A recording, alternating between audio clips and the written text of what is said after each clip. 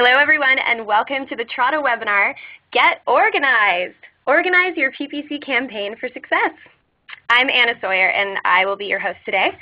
So before we get started, let's just go over a couple of logistics. First of all, we would love it if you would tweet about the webinar today. Use the hashtag #OrganizePPC. Tweet something that you learned in today's webinar, a quote, a slide, an idea, a thought, a question, and you could win a $25 Amazon.com gift card. We give one out in every webinar, so please go ahead, tweet using the hashtag. We would be very happy to see as many tweets as possible from today's webinar. I'm Anna Sawyer. I'm your host today. I'm the marketing manager here at Trotto, and I am passionate about campaign organization. Just so you know, today's recording is being recorded. Today's webinar is being recorded.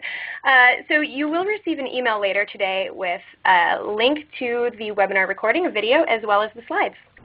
Finally, if you have any questions, please go ahead and type them right into the chat box. We'll get to as many as we possibly can at the end.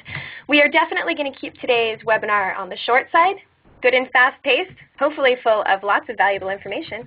Finally, if you see someone in here named the chairperson, she'll be answering your questions. She'll be helping you out with any technical difficulties. This is our awesome marketing intern, Sarah Fox. All right, let's get started. Let's talk about why should you be organized. Now, Google and other search networks place a great deal of emphasis on the way that you set up your campaign.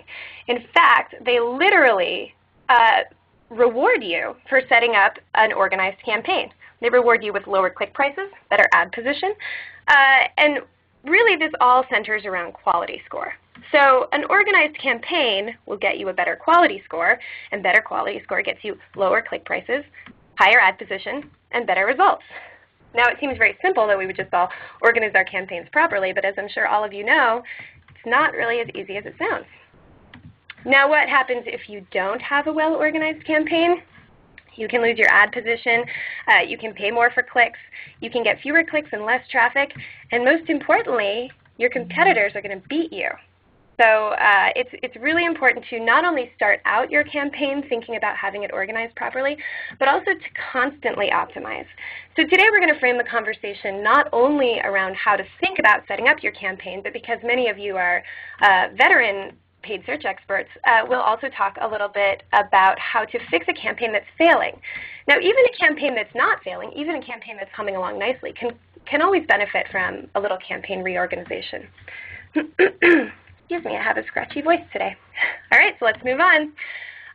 Let's talk about the way your campaign should be structured. This is what an AdWords campaign looks like. Yahoo and Bing, or the Yahoo-Bing Search Alliance, work in very much the same way. We have this umbrella term of the account. Now, a lot of people are asking me all the time what an account means. To be honest, this really has most to do with billing. You can have many different campaigns within an account. If any of you have taken the AdWords certification exam, as I have, you may remember that there are a great number of questions about account billing. A lot of what it means is that it's sort of all under the same credit card.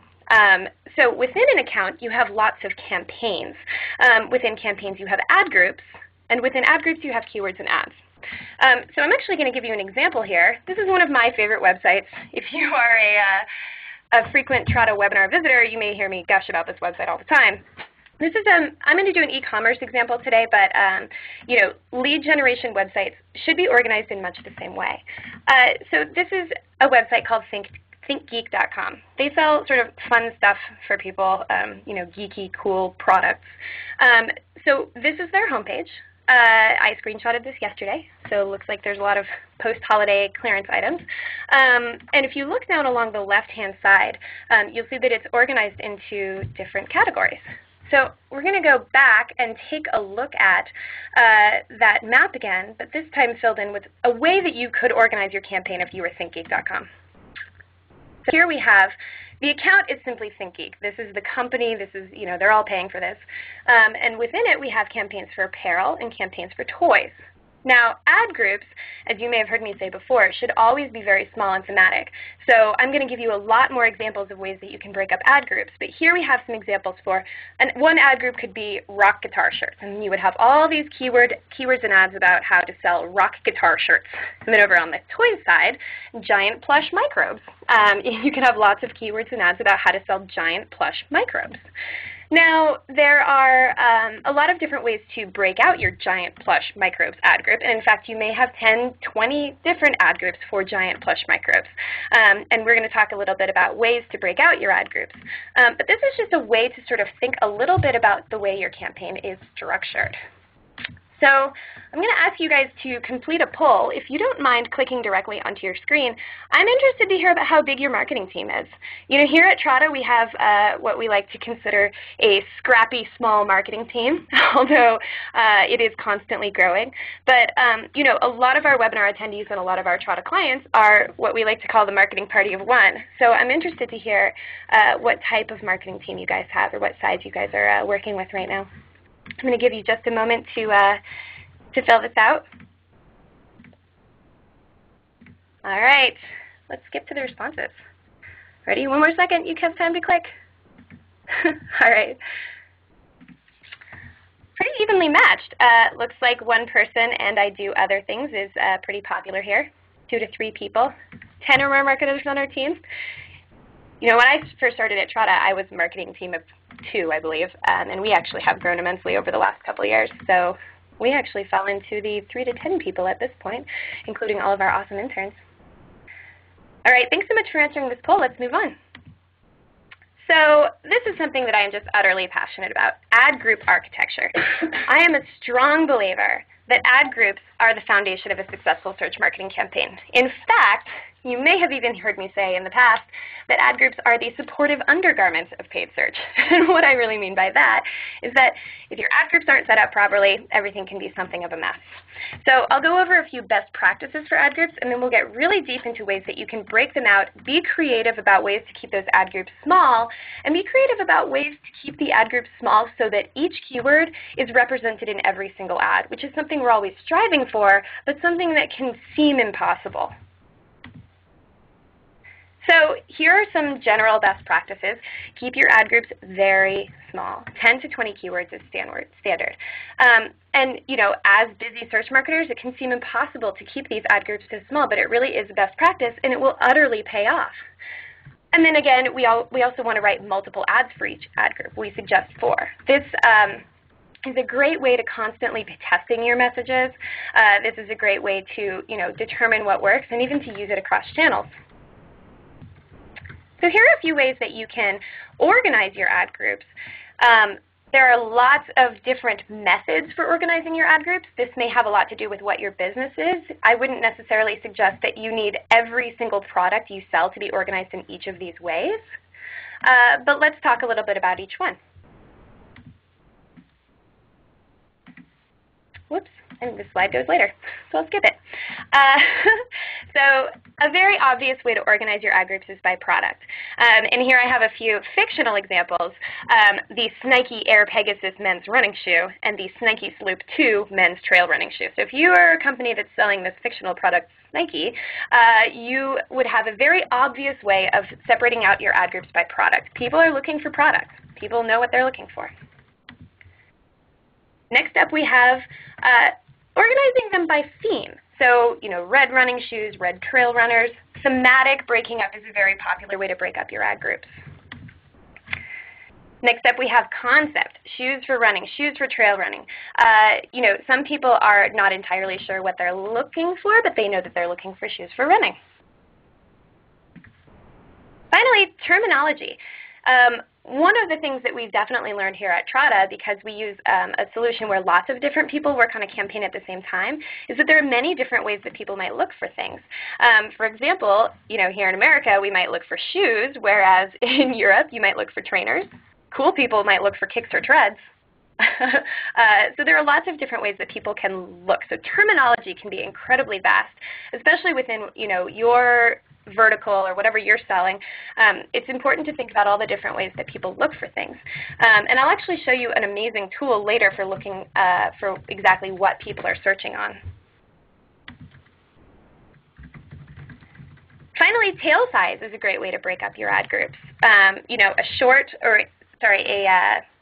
a head of tail term would be running shoes or snacky shoes, whereas a long tail term could be where can I buy running shoes online, discount snacky running shoes on the web. Part of the reason that you can break out your ad groups like this is to organize pricing. Now, a term like running shoes is probably going to be a more expensive click than discount snacky running shoes on the web. So this is a great way to break out your ad groups. Finally, awareness. So in a way, this is, finally a point in the buying cycle. So, you know, people are at different points in the buying cycle, and you should think about wanting to target each of them. Yes, it would be great if every single person was looking for exactly your product, you know, a long tail term that's exactly what you sell, and they go directly from the click to the purchase. But you also want to cater to people who are early in the process, nurture them over time, and then sell to them. And this is something that is used you know, pretty frequently in B2B lead generation, but you know, if you're doing e-commerce, you also want to think about points in the buying cycle. So here, my example here is awareness. Someone saying, hey, I want to go running. I want shoes for running. Next up, we have comparison. You know, I'm thinking about buying this type of shoe, and I want to know how much it costs. You know, I want them cheap. I want to compare them to other brands. And then finally, get this slide to advance.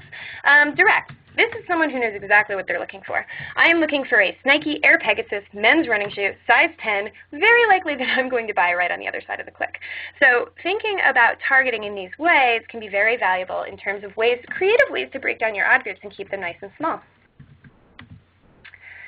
So finally, these next two slides, I actually pulled this information from a training that Google did. They came into our office and talked to us talk to our account managers about how to talk about using the Google product. And I thought that these were really interesting information. Thinking about looking for themes and keyword lists, you know, this is you know, relatively obvious, I think. Thinking about reorganizing your general ad groups, and then finally, your ad text should be relevant to every keyword. So put another way, within an ad group, each keyword should be represented in each ad. And again, this can often seem impossible, but if you break down your ad groups into small little ad groups, break them up by different themes and terminology, it is possible to do this. Finally, and I really like this one, this is another one from Google, use specific keywords with specific ad text, but also use general keywords with general ad text. So if we think about it, you know, a lot of times when we are focused on best practices, we think we should only use specific keywords and only use specific ad text. But the truth is people are searching on those general terms as well. Excuse me. And so having some more general ad text is a great idea. And finally, I like to be creative. I'm a big fan of being a little bit subversive in your ad groups and your ad copy, having a little fun. I really like this one. If your ad group is barefoot running, people are searching for barefoot running, you could say, hey, barefoot is for cavemen. Modern humans have shoes. Buy our shoes. I think this is a very clever ad. Excuse me. So moving on, let's talk a little bit about the truth about mixing match types. So I'm going to very quickly go over what match types mean and then how you should organize them in your ad groups. So there are 3 and really 4 different types of match types: broad match keywords, phrase match keywords, and exact match keywords. Now we also have modified broad match, which I'm afraid I did not include in this presentation, but if anyone is interested, I'll be happy to talk about it a little bit more. These are the 3 match types that are included in all of Google, Yahoo, and Bing. So here we have a broad match term, which is shoes. Because it is typed into the back end of Google or Yahoo Bing without any punctuation, just the word shoes, ads could show for any of the following: shoes to buy, tips for repairing shoes, shoes for horses, bowling shoes. It means that you can add a regular or plural term of the word shoes. You can add any words onto any side of it. It's incredibly broad, and a lot of ads could show for this term. Now, broad match will definitely drive a lot, or sorry, it will show ads for a lot of things that are maybe not so relevant to what you are trying to show ads for, and it could drive some irrelevant traffic, but it is still valuable. Someone just wrote shoestring. Exactly. Next up we have phrase match. Phrase match you would enter into your back end of your search engine as running shoes with quotation marks around it. Now what this means is that running shoes must be matched exactly for your ad to show, but other words could be added onto the beginning or end of it. So it could be buy running shoes for kids, recycle running shoes. So something that could be very relevant or something that might not. Next up we have exact match. This is very, very targeted. Ads will show only for the following: running shoes. You've put it here in these square brackets, and it means the only thing that will show is running shoes. Now one thing about this is that because your ad will only show for running shoes, it means that you could drive less traffic. Now let's talk a little bit about how to organize. Again, this came directly from the Google training that we did here in our Trada office. The bottom line is don't mix keywords using all three match types in one ad group. The problem here is that, and I'm actually not cautioning you against using different keywords in one ad group and mixing match types in that way, but if you have exactly the same keyword, running shoes, and use all three match types, Google, let's talk a little bit about what Google is trying to do here. They are in this business to make money, and they actually generally probably make the most money off of a broad match keyword. They can serve more ads for it, and they can get higher click prices, and so they will often default to the broad match. So it's actually just a little bit of wasted work on your time to put three keywords, exactly the same keyword, with mixed match types all into one ad group. Finally, let's talk a little bit about what each thing is good for. Broad match is really great for testing the waters. You may want to use this at the beginning of your campaign to find out what works. Move what's working into a phrase match group, and then use exact match for keywords that are proven to convert and bid really, really high. This is actually a great way to get incredibly targeted traffic. So let's talk a little bit about your negative keyword list. Negative keywords are incredibly valuable for keeping irrelevant clicks from happening in your campaign. So here's another way to say that. Include negative keywords in your campaign to ensure that your ad won't appear when a searcher types in a certain term that you know won't convert. So here's a really good example. If you have running shoes, but you don't sell used running shoes, you don't have running shoes reviews, and you don't have any information or any help about how to repair running shoes, you can use a negative keyword to make sure that any time the word used, reviews, or repair shows up in a search term, your ad won't appear. Now here's a great tool for finding out more negative keywords, the Search Queries Report in AdWords. This will show what people actually searched on and what they actually clicked on. And I think I mentioned it earlier, it's valuable for a lot of other things, also for working on building out your regular keyword list. AdWords makes it incredibly easy to find these search queries and then add or remove them from your keyword list. And this is exactly how you find them. If you are in AdWords, go ahead and click on the Campaigns tab. Once you're there, click on Keywords, and then below that you can click on See Search Terms. And you can choose a date range, you can see all kinds of stuff. It's incredibly useful to know what your to know exactly what people are searching on. All right, next up, let's talk about how to reorganize a failing campaign. So there are a few different ways. Oops, sorry. If you have a campaign that's not doing so well, or reorganizing it can completely rejuvenate it. It really can. So here are a few ways that a campaign can fail. Sometimes maybe your click prices are too high. Now this could mean that you are not hitting your desired ROI. It could mean that you are not hitting your cost per acquisition target. One that maybe some people don't think about so much is that you might not be spending your budget. You may be not getting enough traffic. And then finally, you may be getting a poor ad position. A lot of these are just sort of related to quality score, and it all relates to campaign organization. So again, I would actually really like to run a poll here. I'm interested to hear, if your campaign could use some work, what is the issue? And in this one, you can actually click more than one answer. So if you don't mind just clicking right onto your screen. and letting me know what the problem is. Looks like can't drive enough traffic is a big one. I'll give you just a moment to keep answering here, and then I will go ahead and show you the results. All right, one more second to answer here, and we'll go to results. Here we go. Let's skip to the results. Looks like can't drive enough traffic is not as unpopular as I thought. So luckily, reorganizing your campaign, thinking about ways to be more realistic with your bid prices, getting that quality score up so you get a better ad position, all of these things can help with driving enough traffic. All right, let's move on.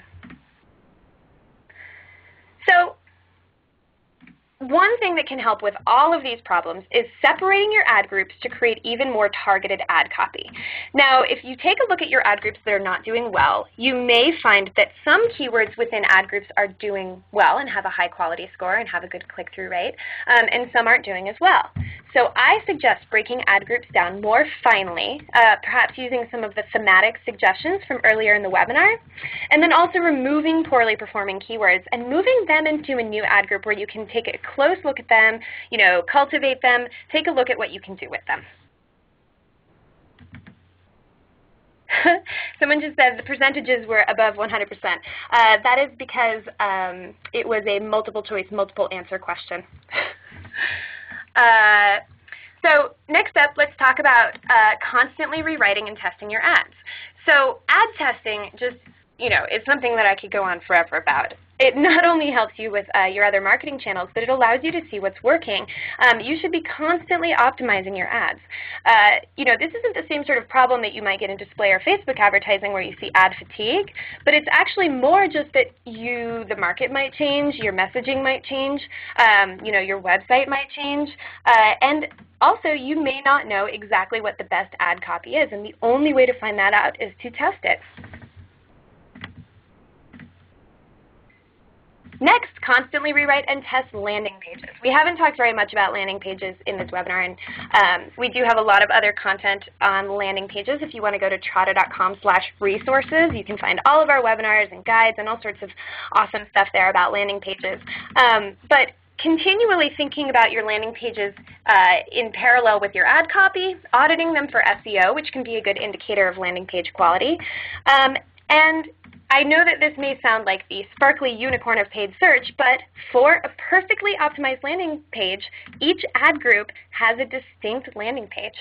I know that, again, with many websites this isn't possible, but keeping, as each ad group and its ad copy as close to the landing page copy as possible, the best way to do this is to have a distinct landing page for every ad group.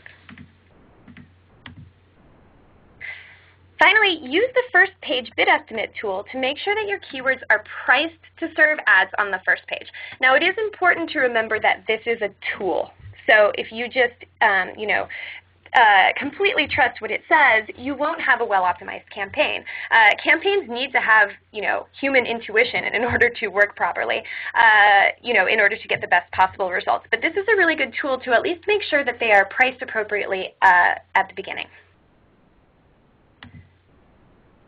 So finally, I just want to say that it may seem like a daunting task to completely reorganize your campaign, but there are small changes that you can make, I mentioned a lot of them today, that can drastically improve your campaign.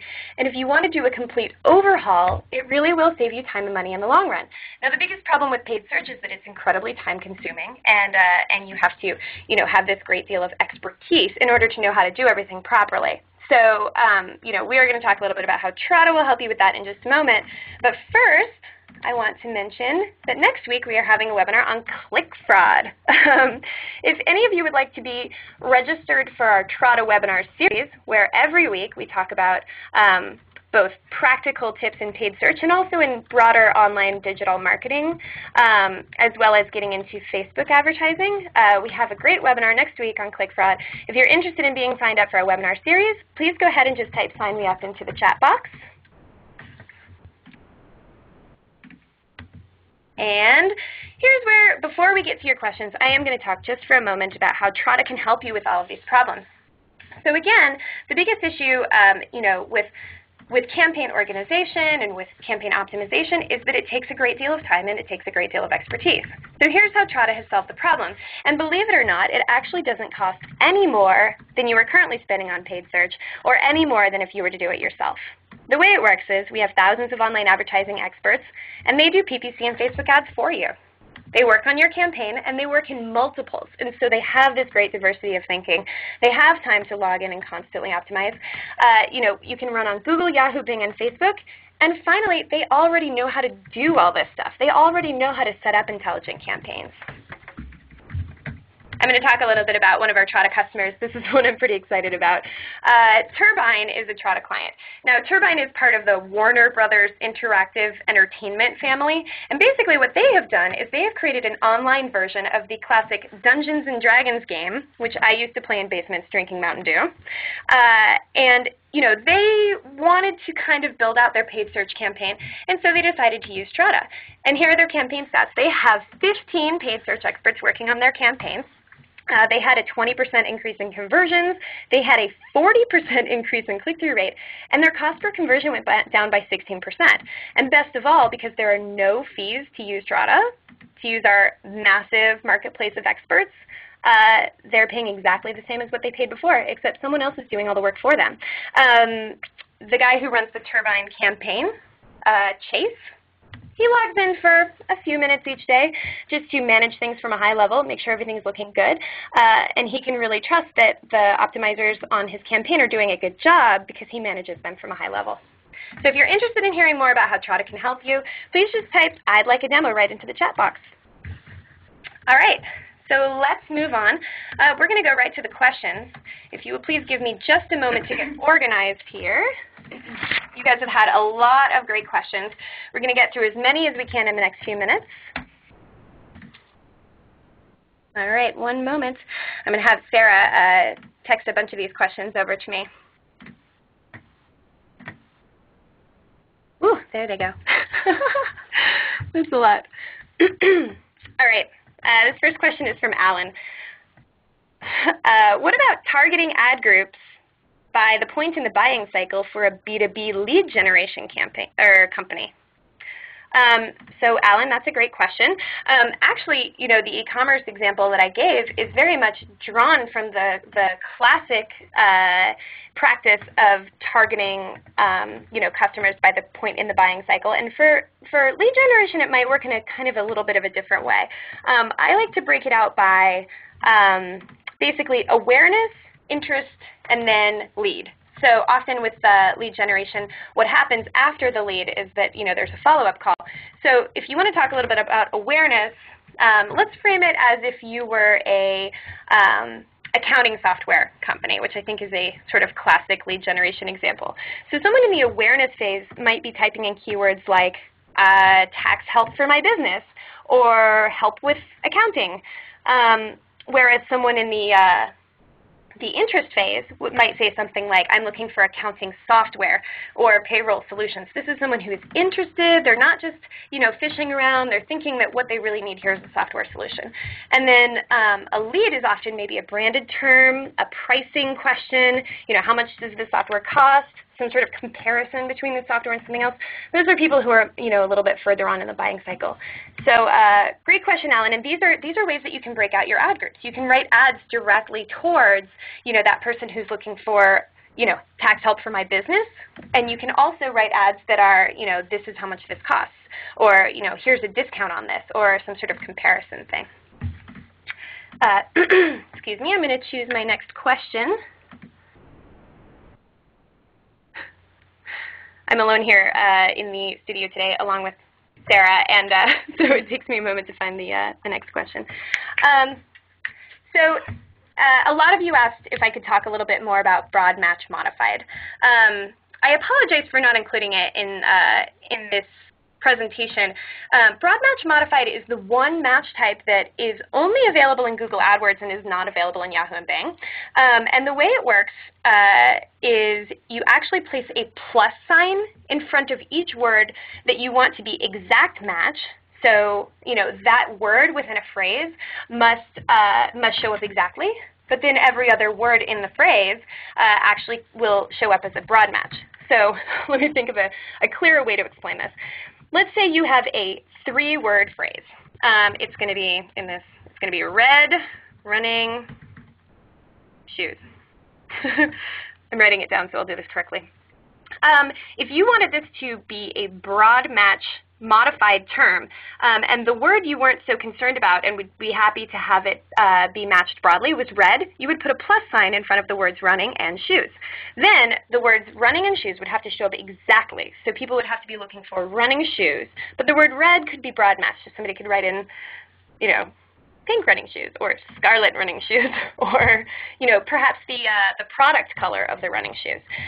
So this is actually, you know, we actually did a webinar maybe about a month ago called Match Types Cage Match, I believe, which you can find on trada.com/resources, where we talked about how we consider broad match modified to be the one match type to rule them all. So please go ahead and check that out if you want to learn more about broad match modifier. It's actually a pretty comprehensive webinar specifically about that topic, so go ahead and check it out. And Sarah, if you would type the URL of the resources page in, that would be really helpful. So moving on, Liz says, I just took over a campaign with low quality scores and poor campaign organization. It's a complete mess. Should I just delete the account and start over? So I definitely saw a few other questions in here that were similar, and this is a really great question. The one thing to be concerned about when it comes to completely reorganizing your campaign is that one element of quality score is campaign history. So if your campaign has had absolutely abysmal quality scores throughout its lifetime, that will affect your quality score going forward, at least up to a point. But one thing that Google says is basically do not delete your account unless you absolutely have to. And they do have a lot of caveats about that. For one thing, you know, if you need a smooth transition into your new account, you cannot create duplicate accounts. Duplicate accounts means to them, you know, similar campaigns, similar ads, similar keywords. And if you create duplicate accounts in an attempt to switch everything over smoothly, it will be vastly detrimental to your campaign. I remember this being a great topic of conversation during one of the trainings that they did here at Trada. So, you know, they say basically the only reason to delete your account and start over is if you need a complete account restructure. You're going to do everything completely different. So it is not a good idea, if you're going to do this, to bring over your old ads and bring over your old keywords and bring over everything else. So really only delete your account if you are going to completely change what is in it. So I hope that helps. All right, I'm actually going to show you guys this next slide before I get to our next question. Hey, if you guys love Trada's content, myself and frequent webinar guest, Matt Hessler, who is often on here with me but today couldn't make it, we release a basically weekly podcast. It's usually 10 minutes or less, where we talk about extremely topical topics in paid search and online advertising and offer practical tips for how to understand it and how to deal with it. So if you are interested in getting, you know, delivered directly to your iDevice or listen to in your car some awesome tips about online advertising delivered by myself and Matt Hessler, we usually, you know, do a little research, read a cool article, and talk about it. Please go ahead and go to your iTunes store, search for Trada, find Internet Ads Update, and sign up. We really hope you will listen. We have several episodes already, and we are continuing to record them. So we'd love to have you as a listener on that. All right. I am going to probably take one more question. So this one is from Derek.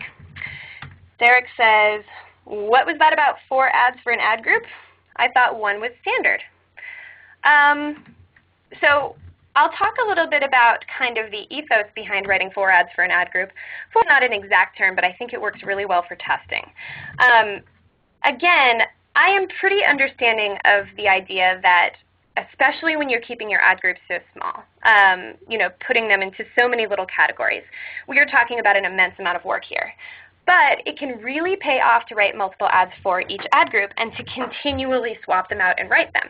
So we'll talk about this in a very sort of micro sense here for a second. Let's talk about a single ad group, sort of ignoring the fact that you may have hundreds and hundreds of ad groups. But let's talk about a single ad group. So within a single ad group, if you have 4 different ads whose maybe subject lines or offers are varied very slightly, with paid search, because you are getting data just instantly, because you immediately see when someone clicks, you immediately see your click-through rate change, you immediately see which of these ads lead to conversions, you can get this instantaneous data that you can't get in any other marketing channel. So, one of the best ways to get this data very quickly is to write these 4 ads. Now, what I suggest is varying the subject line in 2 of them, or having a basic one, varying the subject line, and then having 2 other ones where you vary the offer. And you will be able to see immediately what works. And in Google, you can even choose an ad optimizer feature, which will quickly determine which ones are working the best, and then serve those ones more often. And again, this also helps with the sort of problem that you know your business really well, but in many ways you don't always actually know what your customers respond to. And so this will give you this very instant data that tells you what your customers respond to. And if you see that a subject line in a PPC ad is just blowing all the other ones out of the water, why not use it as an email subject line, or use it in a banner ad, or use it in Facebook. It's just such valuable information, and it can really help you out to put the work in to constantly test your ads. So I hope I answered your question. Guys, we have had so many questions, and I would love to get to them all. If we didn't get to your question, please email Sarah, and I'm going to move to the next slide so you have her email address. Please email Sarah at sfox@trada.com. We will get your question to the right person, whether it's myself or one of our account managers. We'll make sure to write you back. And we're thinking actually about maybe taking all the questions for webinars and putting them into blog posts. So if you don't ever check out our Trada blog, it's trada.com/blog. You may see your question up there. You may be famous. And you may also get a lot of insight into what other people are asking. So guys, I really want to thank you so much for coming to today's webinar. I hope I will see you next week for click fraud.